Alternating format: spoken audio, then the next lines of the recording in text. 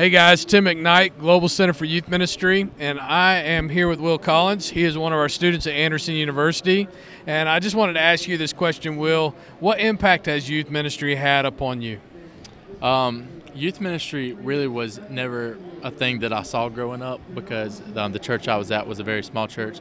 We never actually got a youth ministry and a youth pastor until I just finished my freshman year of high school, and we got a youth pastor. His name was Jacob Simmons, and once we got him, I saw what youth ministry was, and I had already felt like I was being called into the ministry by then, and I didn't know what I wanted to do. I was struggling with some things in my life, and I just knew that God was calling me. And when we got him, he made such an impact on my life, and it was like somebody that finally I felt like I could talk to, finally somebody that I felt like I could connect with, and I could, really share what was going on inside of me. And just he was able to help me through some times, and really was one of the reasons that I kind of feel like I'm called to ministry now. And he just had such an impact on me that, youth ministry, like I said, wasn't ever a part of my life.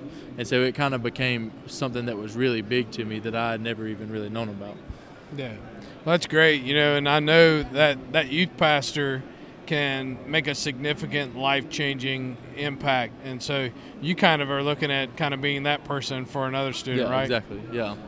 Yeah, that's kind of, I know me when I was, going through middle school and like in that first year of high school. I mean, those were some really hard times, and those are really hard times for a lot of students. And if you don't have somebody there that you feel like you can talk to and that'll listen to you, those can be some really dark times in your life. And I know for me, my grandpa, he was killed in a farming accident when I was in the 6th grade.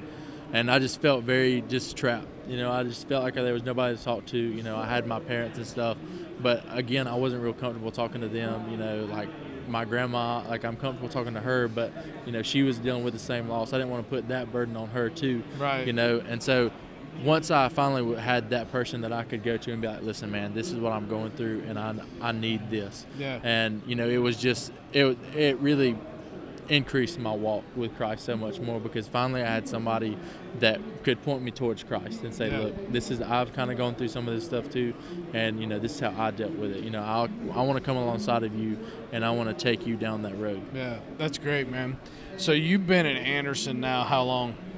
This is my 2nd year, so okay. I was a transfer freshman, so I started in my sophomore year. So cool. So if you were going to tell folks what's one thing that you would say means the most to you about Anderson University, what would it be? One thing, it's really close to home. That's one plus for me. And another thing, it feels like home.